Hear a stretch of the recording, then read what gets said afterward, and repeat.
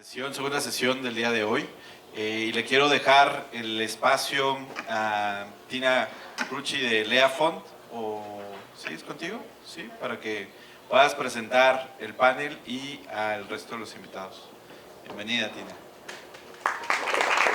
Gracias. Bienvenidos todos. Y el tema de hoy es un poco presentarles diferentes etapas de inversionistas. El tema es cómo se ve una trayectoria de una empresa de impacto en LATAM, ¿no? ¿Qué son los desafíos que faltan un poco en el ecosistema y qué podemos hacer mejor para conectar las diferentes etapas? Entonces, voy a llamar tal vez así, empezando con el moderador. Bienvenido. Sí, creo que tú, y vamos etapa por etapa. Perfecto. Y luego Coco Corentin de Fundamental. No, ahí. Perfecto. Y Armando de New Ventures, creo que lo conocen de todas formas. Y Maffer de Impact Ventures. Gracias, Tina. Bueno, pues muy buenas tardes. Mi nombre es Jonathan Torres. Yo soy periodista de negocios y al mismo tiempo soy socio junto con Gris Barrera de Bigwood, un atelier de reputación StoryDoing. Y ahora permítanme arrancar primero agradeciendo la invitación, felicitando a Promotora Social México, que se ven más jóvenes pero cumplen 15 años y muchas felicidades. 10 años también de Impact Hub Ciudad de México, también muchísimas felicidades. Y quiero arrancar esto con un statement, si me lo permiten, que quienes me conocen saben un poco las narrativas que yo como periodista suelo manejar, que suelo ser alguien que vive permanentemente con el cuestionamiento, la crítica, pero también con la búsqueda de soluciones a los entornos. Y uno de ellos, uno de mis statements es que en mercados como los latinoamericanos domina de alguna forma la insuficiencia, la precarización, y consecuentemente, junto con estas, viene una prima hermana, que es cuando tenemos insuficiencia, precarización, viene acompañada también del no impacto social en los entornos en los que nos desenvolvemos. Sin embargo, por fortuna, desde hace un tiempo para acá, los entornos están cambiando, los modelos económicos se están transformando afortunadamente, y hoy creo que también hay que congratularse, yo me congratulo, espero que ustedes también, de esta conversación que vamos a tener acá, porque tenemos acá con nosotros a grandes promotores de grandes fondos, de grandes iniciativas que están buscando la manera de cómo hacemos para generar, sí, maximización de beneficios, prosperidad económica, pero al mismo tiempo un impacto social y mejorar el entorno en el que nos desenvolvemos. De tal forma que muchas gracias y felicidades por lo que están haciendo. Entonces, arrancamos primero con las presentaciones, pero lo haré un poquito más complicado, se las pondré un poco más difícil a ustedes, porque creo que vale la pena que ustedes se presenten, pero sobre todo arranquemos esta conversación con alguno de los proyectos, alguno de los emprendimientos que ustedes estén fondeando y que cumplan a la perfección con esto. Cómo ese emprendimiento, cómo ese proyecto en el que ustedes están, por un lado está generando esa prosperidad, esta rentabilidad, pero al mismo tiempo está transformando el estado de las circunstancias en el mercado en el que se desenvuelve. Si ustedes no me lo permiten, empezamos por las damas. Maffer, por favor. Gracias, Jonathan. Bueno, yo soy María Fernanda Vargas, yo soy parte del equipo de Impact Ventures, que somos el fondo de Promotora Social México. Invertimos con un foco de impacto social, pero siempre sí pensando en compañías en etapas ya no tan tempranas, más hacia series A, que sean compañías que tengan pues buena visibilidad de rentabilidad y de escalamiento, sin perder que dentro del modelo de negocio esté inmerso el impacto social y que ayude a mejorar la calidad de vida de los sectores más vulnerables. Y bueno, una de las compañías que es de las compañías que mejor representa lo que buscamos es Clínicas del Azúcar, que seguro muchos por aquí la conocen, pero que es una compañía que cuando entramos tenía estaba recién probando su modelo de negocio y hoy cuenta con 43 clínicas ya entrando en Estados Unidos para ayudar, muy enfocado a la población hispana en Estados Unidos, buscando resolver el tema de diabetes, acompañamiento crónico a los pacientes con membresías mucho más accesibles que lo que costaría un tratamiento privado. Entonces, básicamente cuesta, no sé, una quinta parte de lo que costaría este seguimiento muy puntual y ha atraído a muchos pacientes que de otra forma, pues la verdad es que no se atienden. Gracias. Tina, por favor. Perfecto. Soy Tina, directora de inversión en ELEA. Somos una fundación que invierte en empresas de impacto que mejoran la vida de gente en la base de pirámide, entonces enfocado en realmente la pobreza absoluta. Invertimos, yo diría, justo un poco antes de ustedes, cuando sí ya hay un proof of concept, ya hay un modelo, pero tal vez todavía no llegan a la rentabilidad o quieren ir o crecer en otro mercado, y invertimos tickets chiquito, entre 100 a 500 mil dólares, y siempre en equity o equity-like, porque lo que buscamos es una parte financiar, pero también apoyar al emprendedor, porque sabemos que es un camino súper largo, entonces apoyamos también en temas no financieros como estrategia, formamos siempre parte del board, en levantar más capital, etcétera. Un ejemplo que se me ocurre es Arbusta, es una empresa de tecnología que presta servicios digitales a grandes empresas como Mercado Libre o Accenture, y todos sus empleados, sus talentos son jóvenes de barrios vulnerables en Argentina, Colombia o Uruguay. Y ellos los integran en la organización y trabajan luego entre 12 a 24 meses en esos proyectos grandes de data, por ejemplo, o de testing, y después o se integran con el cliente, por ejemplo con Accenture, o buscan luego empleo en el mercado, pero ya con un track record y experiencia en el mundo de tecnología.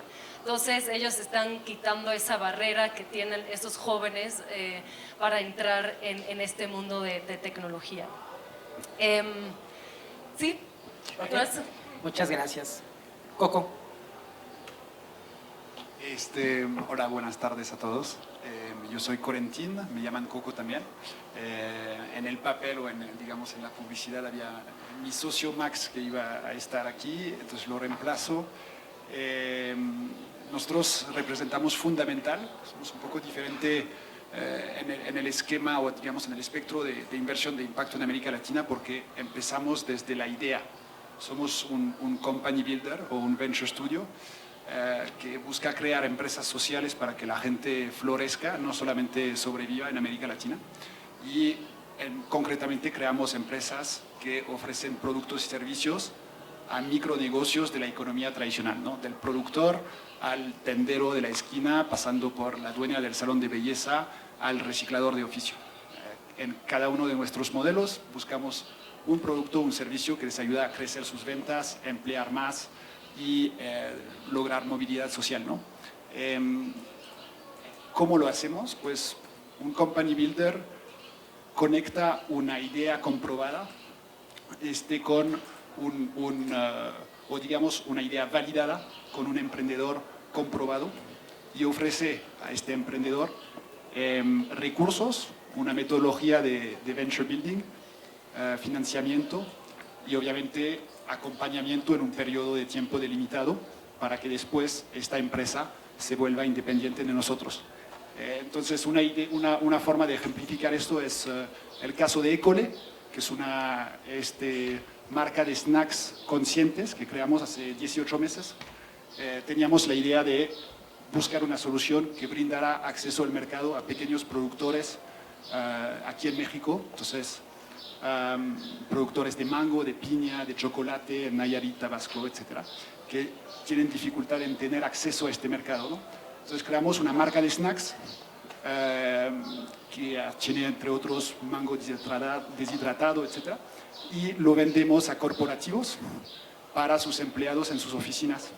A esos productores les pagamos por anticipo invertimos en sus instalaciones para aumentar su capacidad productiva y tuvimos, bueno, hace poco la buena noticia de entrar a Walmart. Entonces tenemos, bueno, es un buen hito para nosotros y el año pasado hicimos más o menos $250,000 de venta.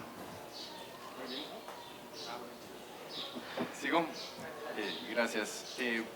Buenas que son tardes. Mi nombre es Armando Laborde, soy socio de una organización que se llama New Ventures y nos dedicamos a varias cosas, tratamos de cubrir algunos de los aspectos que se necesitan para el desarrollo del ecosistema. Tenemos desde programas de aceleración para emprendedores, siempre para emprendedores de impacto. Luego tenemos como un área reciente que abrimos, le llamamos Transactional Services, para asesorar a emprendedores y prepararse justamente para levantar fondos o financiamiento. Tenemos también una empresa que puede dar créditos, Viguala, que ha estado experimentando, de hecho por aquí hay gente de Viguala, ya se me fue, acá está, que ha experimentado mucho con estos componentes de blending, entonces trae una serie de portafolios muy interesantes. También un fondo que puede dar algo de inversión en capital, ahorita para empresas en Colombia, en Ecuador, y tratar de desarrollar el ecosistema, sobre todo a través de este evento, el FLI. Y una empresa, tal vez ahorita me viene a la mente una empresa del programa que tenemos para protección de arrecifes de coral, y es una empresa que se llama Talazo, y la verdad me gusta mucho lo que hacen. Ellos procesan el sargazo, que se ha convertido en una plaga, y le han encontrado un modelo de negocio para darle valor agregado, y entonces empieza a ver como este incentivo de procesar el sargazo. A ellos los tuvimos primero en un programa de aceleración, es donde empezamos a conocerlos. Después pasaron al área de Transactional Services, donde les ayudamos justamente a levantar una primera ronda de $100,000, recursos externos.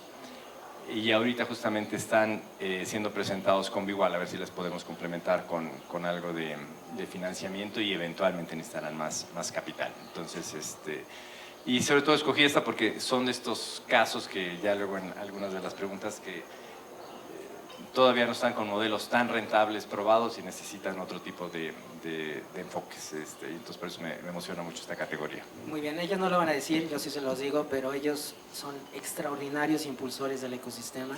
Quienes los conozcan me darán la razón, quienes no los conozcan, mi recomendación es que después de esta conversación se acerquen a ellos, porque ni más ni menos son los de la lana. Entonces creo que vale la pena acercarse y platicar con ellos. Ahora, aquí en el tema de la trayectoria, creo que esta primera ronda creo que tiene que ver con los entornos, ¿no? Con el contexto en el que hoy estamos, y esta primera ronda, si me lo permiten, empezamos contigo, Mafer, por favor, y tiene que ver con, a ver, ¿cómo estás viendo tú el entorno? México, América Latina, por supuesto. Vemos, yo decía al principio, un poco estos modelos económicos en donde se buscaba la maximización del beneficio. De alguna otra forma, veo ahí algunas empresas, pero a lo que quiero llegar es, hay un entorno en donde vemos VC, y en otro vemos justo el fondeo para empresas de impacto. ¿Tú cómo estás viendo hoy ese contexto, ese entorno? ¿Cómo comparas tú una empresa de VC tradicional con una empresa de alto impacto? ¿Y cómo estás viendo el avance de estas segundas? A ver, me gustaría empezar por el final, pero un poco contar que las inversiones de inversión de impacto, para mí el gran diferenciador es que tienen más drivers que un VC tradicional, ¿no? O sea, no solamente miramos la rentabilidad, porque sí la miramos, pero también es muy relevante el tema del impacto, ¿no? Entonces es justamente cómo encontrar estas compañías que puedan balancear un crecimiento exponencial sin castigar el tema del retorno, pero sin dejar de tener al centro de su modelo de negocio el tema del impacto. Platicábamos hace rato que creo que al final no es ni uno ni otro, y hay como, o sea, no es o 100% impacto o 100% VC. Creo que en el ecosistema hay jugadores que van como cubriendo toda esta gama de grises, ¿no? Y yo creo que si bien todavía no es a lo mejor el ecosistema tan robusto, creo que en los últimos 15 años, y Armando no me dejará mentir, ha evolucionado de una forma brutal. Hoy llegas a eventos como el FLI y hay una cantidad enormísima de personas solamente en Impact Days, de gente interesada en escuchar en el tema o actores relacionados. Tuvimos más de 1.500 registros. Entonces creo que es un ecosistema que claramente ha ido consolidándose y la región ha ido empujándolo muy fuerte. Cada vez yo veo más fondos no solo en México, también en Colombia, en Chile, en Argentina. Entonces creo que al final pues es un proceso, pero me parece que cada vez es más robusto el ecosistema.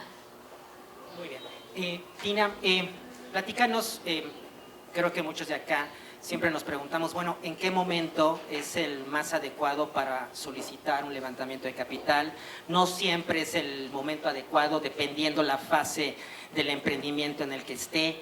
Entonces, dicho esto, ¿tú dónde ves, en qué etapa de la trayectoria de un emprendimiento de un emprendimiento de impacto hace falta más apoyo? ¿Qué nos puedes decir al respecto?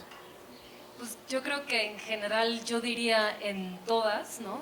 Sobre todo creo que lo que tenemos que apoyar es que más capital filantrópico llegue a la inversión de impacto, ¿no? Yo creo que justo en los últimos años sí vimos que muchas fundaciones, muchas otras organizaciones filantrópicas sí empezaron ahí, pero creo que todavía hay un gap y una brecha. Creo que podemos ayudar todos para que llegue más capital filantrópico, aunque sea, o sea, full grants o como capital concesional. Yo creo que hay muchas maneras como invertir con capital filantrópico. Pero un poco regresando en qué etapa yo veo más necesidad.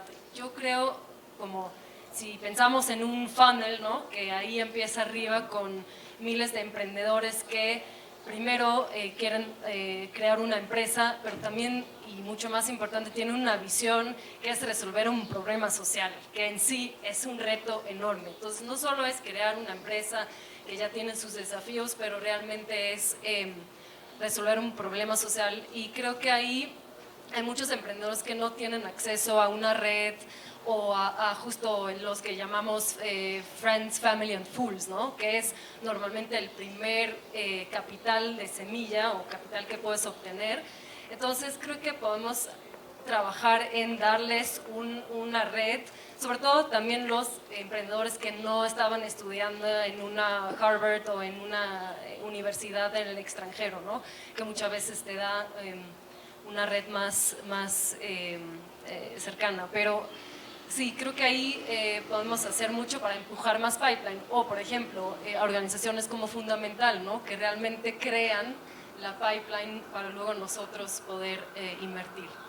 Y el segundo tema donde yo veo una brecha también es en la parte, por ejemplo, donde invertimos nosotros, pero más en la parte de equity. Yo creo, y creo que lo vamos a platicar un poco después, que es muy difícil hacerlo rentable con los tickets que manejamos o que se requieren en este momento, con el riesgo que es el perfil de esas empresas. Entonces, yo veo estas gaps, primero en realmente crear pipeline, ayudar a los emprendedores en la primera fase y luego un poco más en capital de riesgo en una fase que ya tienen que crecer o escalar. Muy bien, perfecto. Ahora, parecería como que los emprendedores sociales tienen un océano de oportunidades en un hemisferio como el latinoamericano, pero Coco, Armando, ¿cuáles son bajo sus ojos los grandes desafíos más relevantes que tenemos en el mercado latinoamericano o en el mercado mexicano? ¿Cuáles son, me parece también, los do's, los don'ts que los emprendedores tenemos o no tenemos que ejecutar a la hora de solicitar un levantamiento de capital? Empezamos contigo, Armando, por favor. Gracias. Respondiendo, Jonathan, a tu pregunta de cómo vemos los retos en América Latina, me gusta pensarlo de dos maneras. Por un lado, o al menos así nos ha pasado mucho en eVentures. Por un lado, está como el grupo de empresas que tienen impacto, pero que son sumamente, o sea, que logran los estándares de rentabilidad esperados por los fondos. Y ahí lo que nos falta creo que nos falta todavía ampliar la gama de fondos, un crecimiento orgánico. Creo que como decía Maffer, se ha avanzado muchísimo en el sector, pero creo que todavía faltan fondos, a lo mejor un poquito más especializados. Hemos batallado de repente empresas que están ahorita en temas marinos, encontrar fondos que quieran hacer tickets de menos de 10 millones. Entonces, faltan ahí como llenar algunos gaps. Creo que nos faltan algunos países también. Hemos estado hablando con el BID, por ejemplo, hay regiones donde todavía falta promover esta cultura emprendedora. Con la cooperación suiza insistían mucho, por ejemplo, la zona andina, Bolivia en particular, el Caribe, algunos países de Centroamérica. Entonces, creo que ahí hay todavía unas necesidades. Recientemente, donde hemos visto que todavía falta todavía más por hacer, han sido aquellas empresas que tienen alto impacto, pero que por su sector o por su riesgo, o sea, están más difícil que logren la rentabilidad. Y hablo, por ejemplo, al menos lo que nos ha tocado ver ahorita son empresas que están en temas de conservación. O sea, y lo hemos visto ahorita mucho en algunos sectores como agro, algunos grupos vulnerables, pero lo hemos visto mucho ahorita en el tema ambientales. Tenemos un proyecto grande con el tema de protección de arrecifes. Entonces, tú imagínate, es un sector que históricamente lo ha venido trabajando, sobre todo con estrategias de conservación, de filantropía. Entonces, hay sectores, o sea, no es tan fácil transitar de repente a modelos de negocios súper rentables, porque la tienen bien difícil. O sea, tengo que proteger el Caribe, digo, el arrecife, ya si dejo de depender de donativos, ya estoy ganón en punto de equilibrio, pero de ahí todavía llegar a dejar los rendimientos. Y entonces esos sectores requieren herramientas distintas. Ahí creo que toda esta combinación de filantropía con capital hay que trabajarla mucho, desarrollar garantías, ver cómo, o sea, no se trata de que la filantropía lo financie, pero cómo hacemos que el capital privado pueda entrar. Y ahí creo que son sectores, lo vivimos mucho ahorita en temas de conservación, lo hemos visto, tenemos otro programa con grupos vulnerables, en cómo financiar la comunidad trans, que trae negocios mucho más riesgosos, requiere otro tipo de acercamientos. Entonces creo que en esa gama de los grises, los que no son netamente filantrópicos y los que no están ya en condiciones de mercado, ahí hay creo que mucho que desarrollar. Son sectores, cuando nos acercamos al mundo de conservación, hablar de negocios con impacto es hoy por hoy, a pesar de que esta comunidad lleva ya muchos años, pareciera que es un tema relativamente nuevo. No son los líderes de estas organizaciones o de estas empresas, la mayoría todas están en organizaciones, no vienen con formaciones empresariales. Entonces ahí hay mucho que trabajar. Ahí sí creo que tenemos uno de los grandes pendientes. Si es que nos mueve el impacto, o sea, ¿cómo le hacemos para que lleguen los recursos, los mecanismos, las herramientas para favorecer estos tipos de actores que están haciendo una gran contribución en temas de impacto? No solamente quedarnos con lo que ya encontraron la fórmula de impacto y rentabilidad, que bueno, y hay que seguirlos apoyando. Estos que lo tienen más difícil en el tema de rentabilidad, y creo que hay mucho por hacer porque traen agendas muy importantes de impacto social. Bueno, voy a ir un poco más a lo micro, ¿no? Tomando más la experiencia que tenemos con los 4 emprendedores con los cuales nos asociamos. Cada uno de ellos ya había montado una empresa, ¿no? Antes, era como un requisito para trabajar con nosotros, pero lo habían hecho, digamos, bootstrap, ¿no? Es decir, desde cero, con muy pocos recursos, construyendo una empresa de escala media o pequeña. Y cuando se trata de los desafíos que están ellos enfrentando, creo que hay varias similitudes. Lo primero creo que es una falta de acceso a redes corporativas, a clientes potenciales.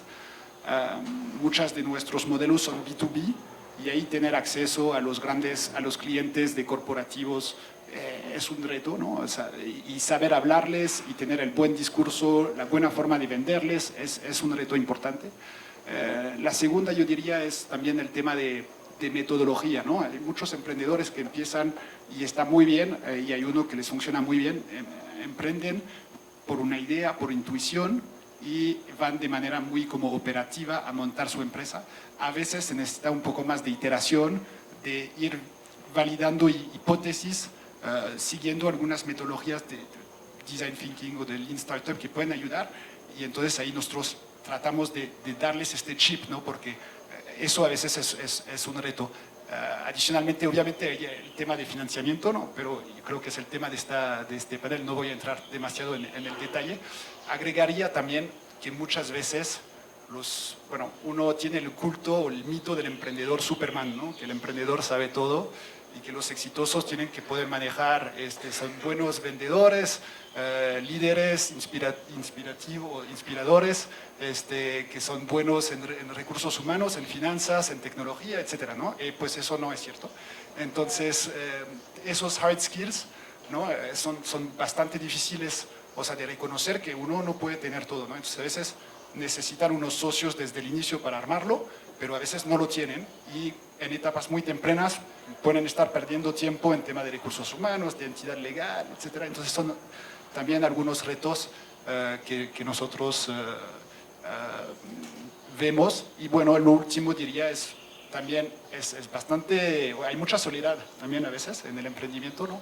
Y creo que nosotros tratamos de hacerlo de manera un poco más colectiva, en el cual el emprendedor pueda tener aliados o thought partner con quien rebotar ideas y pensar y ver las cosas de otra forma, ¿no? Muy bien, bueno, ya pusiste algunos detalles de lo que sigue y me gustaría justo dejar esto que un poco que Coco nos comparte, dejarlo también en las reflexiones de ustedes para también saber, a ver, ¿cuáles son estas opciones que tienen los emprendedores sociales cuando necesitan capital? Esa es una parte. Y dos, sumando a lo que acaba de decir Coco, ¿cuáles son estos retos que los emprendedores sociales tienen en el momento de levantar capital, ¿no? ¿Ustedes qué están viendo de desafíos, etcétera? Te dejamos a ti al último, si me lo permites, y arrancamos contigo, Armando, por favor. Opciones y retos. Pues bueno, ahora sí que depende mucho del perfil emprendedor. O sea, diría, afortunadamente en estos años que lleva la industria, afortunadamente creo que van surgiendo más fondos. Creo que hacen falta más. A mí me impresionó cuando estábamos en Colombia, de repente existían más fondos y me gustaba ver la dinámica de negociación entre fondos y emprendedores era ya bastante más horizontal y no tanto poder desde los inversionistas. Entonces creo que esa es un indicador que creo que todavía nos faltan más fondos para que el emprendedor no tenga tan pocas opciones y se nivele como esa dinámica de poder. Creo que hay que asegurarnos que tenemos toda la gama cubierta, o que al menos existe, no que nosotros la tengamos que ofrecer, pero que exista toda la gama para el emprendedor. Acuérdense que el ciclo empieza una idea y te requerimos primero los friends, family and fools, que ese es un reto porque sí puede correlacionar el perfil del emprendedor con sus redes y puede ser una gran desventaja para emprendedores que vengan de recursos de comunidades de menos recursos, que puede ser que tengan esos.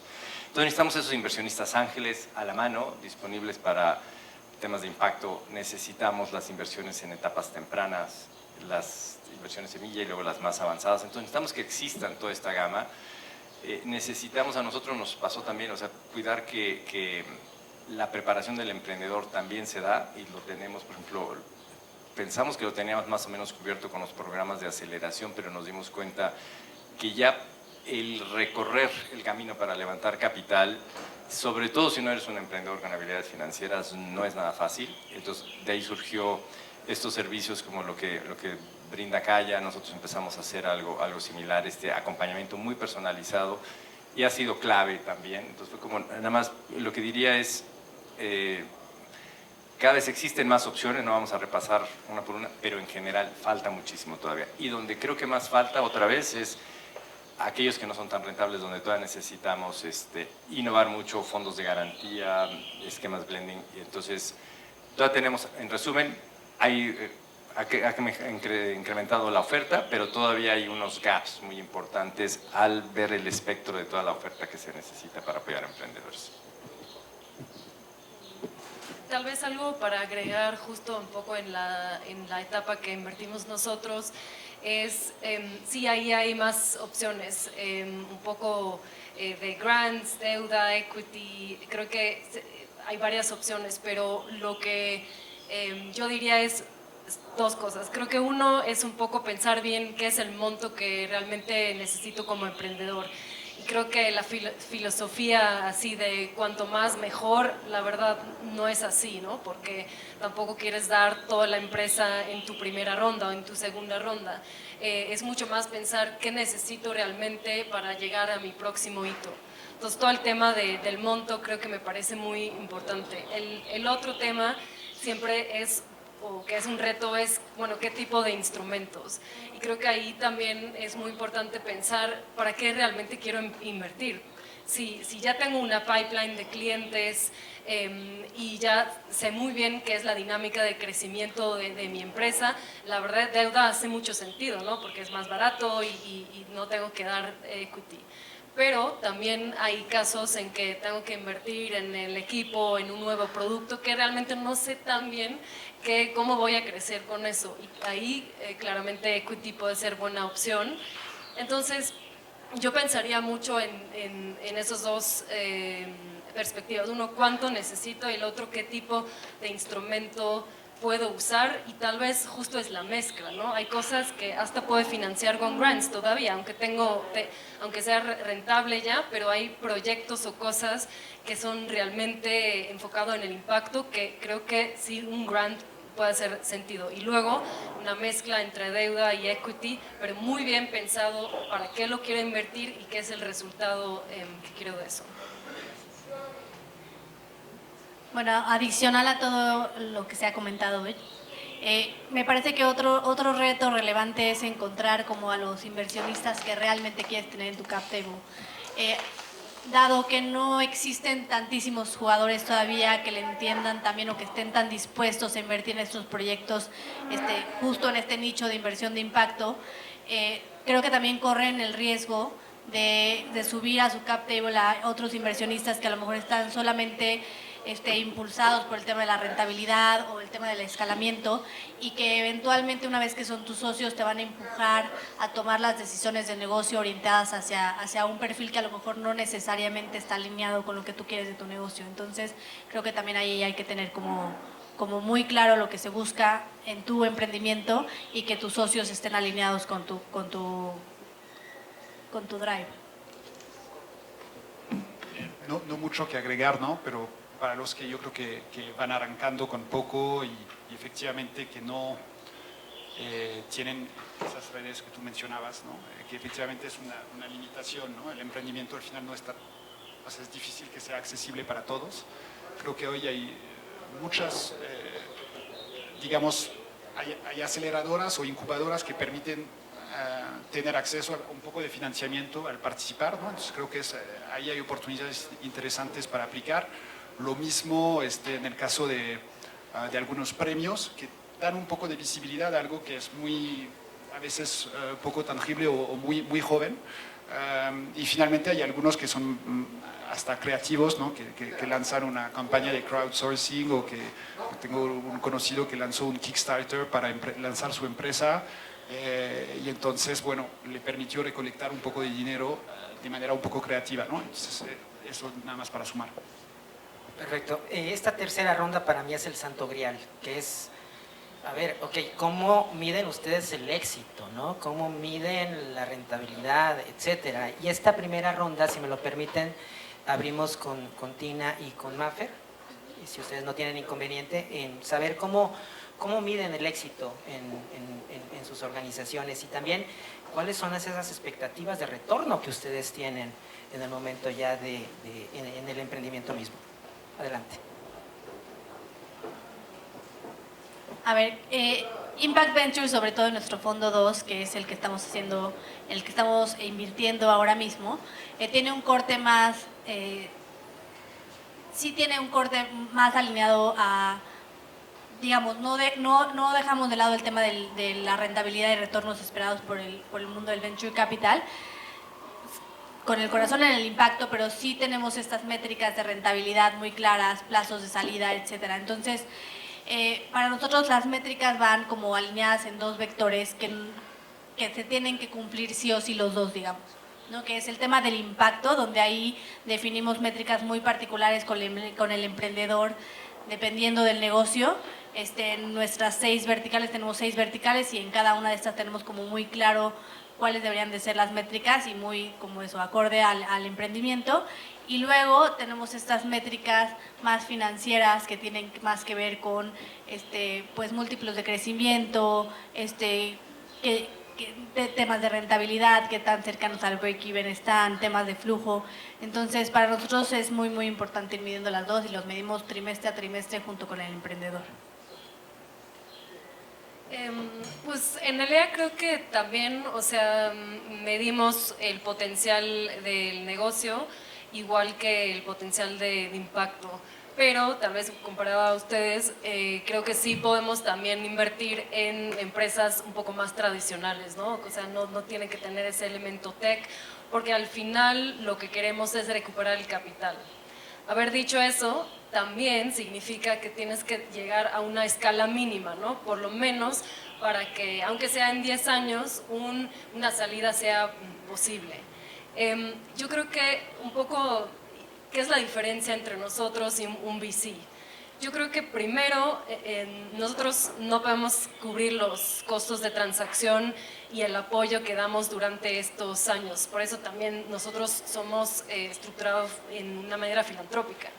El segundo es, nosotros, en verdad, nuestro éxito es que tenemos éxito cuando todo el portafolio sobreviva. Sé que no va a ser el caso, pero comparado a un VC que es un poco el ganador, o sea, tú apuestas al ganador, nosotros apostamos a todos. Es decir, obviamente si todavía vemos que haya una posibilidad de sobrevivir a largo plazo. Y tal vez la tercera diferencia es que el retorno al final no va a recompensar el riesgo que tomamos en cuanto a la región, modelo, el stage. Entonces, sí, creo que esto es un poco como operamos diferente, pero también porque un fondo filantrópico hace sentido en ese espacio. Muy bien, en el caso de New Venture y de Fundamental, ¿ustedes qué opinan? ¿Ustedes cómo miden el impacto en sus organizaciones y también cuál es el valor agregado para el emprendedor una vez que implementa la medición de impacto? Empezamos contigo, Armando, por favor. ¿Cómo medimos el impacto? Es la pregunta así de los 64,000. Siempre es un reto. O sea, en respuesta corta, quisiéramos medirlo más de lo que lo hacemos. O sea, ¿qué hacemos en concreto? Creo que ponemos más énfasis para el impacto en el filtro de con quién trabajamos. O sea, cuando escogemos empresas para trabajar, invitar a ya sea un programa de aceleración o para recibir un crédito a través de Iguala o para recibir inversión, lo primero que buscamos es que haya un modelo de impacto pegado al negocio. O sea, entonces, la lógica de hacer esto es que aunque luego no puedas medir también el impacto, es que, bueno, si ya filtraste una empresa que en su actividad genera impacto, si crece y le ayudas con la asistencia técnica, con el financiamiento del capital, por consecuencia, algo de impacto estarás logrando, aunque no lo puedas medir tan fácil. En términos prácticos es lo que más hemos hecho, o sea, hemos hecho esfuerzos por querer medir un poco más, o sea, qué pasa después.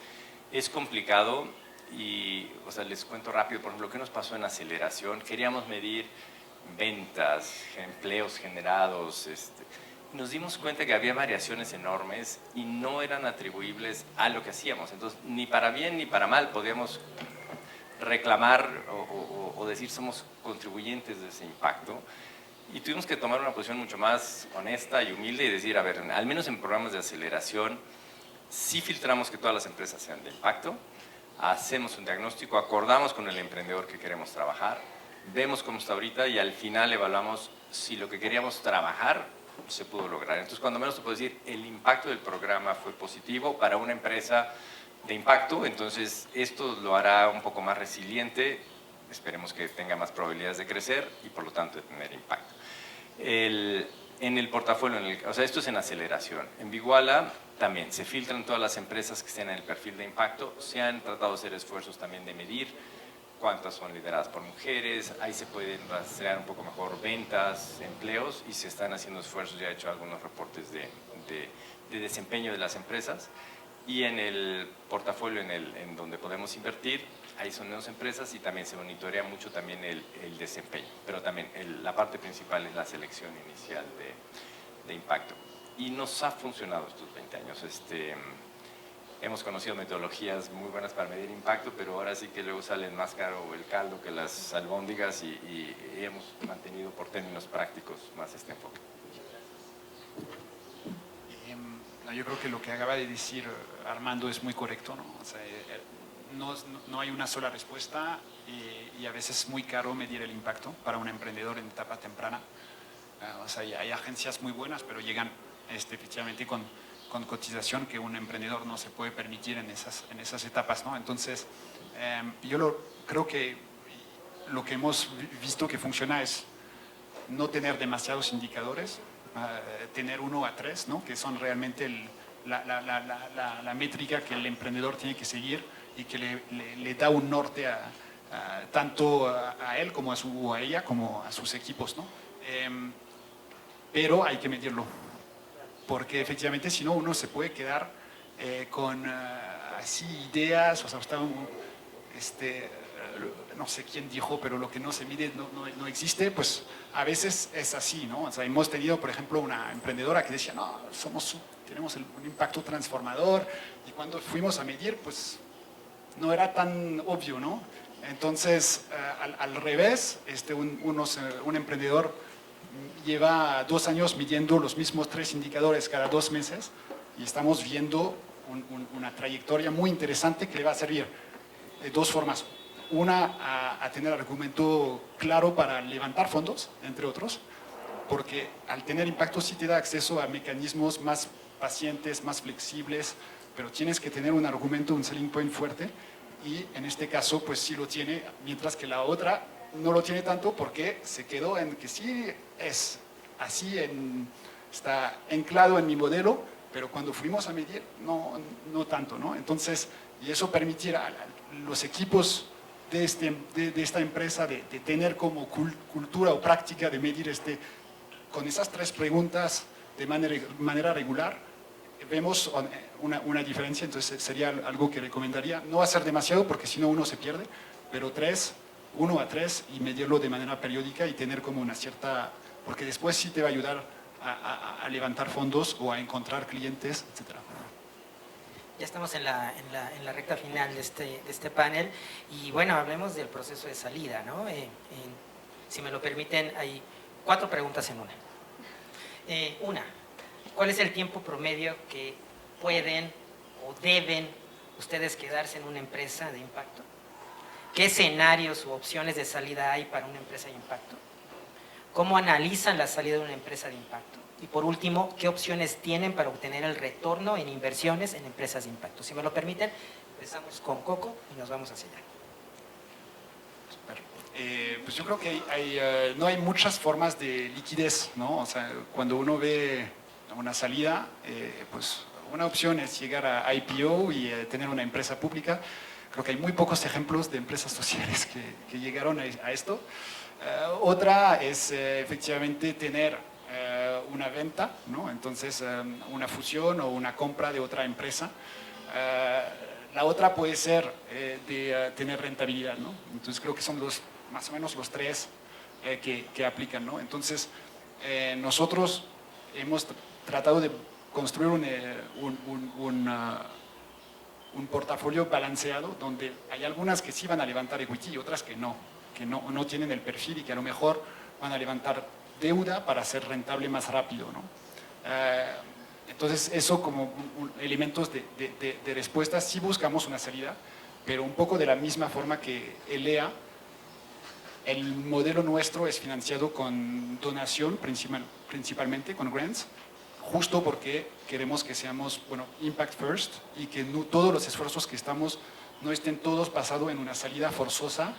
Entonces es nuestro modelo, ¿no? Entonces hoy esperamos más probablemente que un Nestlé compre Ecole, la empresa que les mencionaba, que de llegar a IPO, ¿no? Entonces, y en lo demás, ojalá tener rentabilidad en una empresa donde nos diluimos poco y que nos pueda dar en un horizonte de 8 a 15 años algunos dividendos. Pero para llegar ahí, pues por eso estamos levantando fondos para estar hasta ahí, o sea, donaciones para seguir ahí sin estar esclavos de esta salida, digamos. Pero es la fortuna un poco y a veces también el problema de la inversión de impacto. Siempre, o sea, no hay una fórmula correcta de cuánto tiempo estar y las formas de salida. Creo que pensando hace como 10 años, cuando se hizo el primer fondo de inversión que tenía New Ventures, el gran reto, o sea, el sector todavía estaba más incipiente. Me acuerdo que Eric, que llevaba el fondo, me decía, invertir no es el problema, el reto es la salida, y este es un fondo de varios inversionistas y tiene un plazo de 10 años, yo tengo que invertir los primeros años y tengo que salir. Y entonces el primer fondo se hizo esa combinación, algunas que se veían con más probabilidad de tener una venta, una salida, se invirtió en acciones, en equity, y ahí tu salida es que alguien tiene que comprarlas. Pero también se optó mucho por este tema de deuda mezzanine, revenue based, donde dices, es más como un crédito, es como un préstamo ligado a un porcentaje de las ventas. Entonces, de las ventas que va teniendo la empresa, un porcentaje se va haciendo para pagar lo que se invirtió con un múltiplo. Y de hecho le bajó tanto más el riesgo que de hecho el segundo fondo todo fue con ese esquema por la preocupación de las salidas.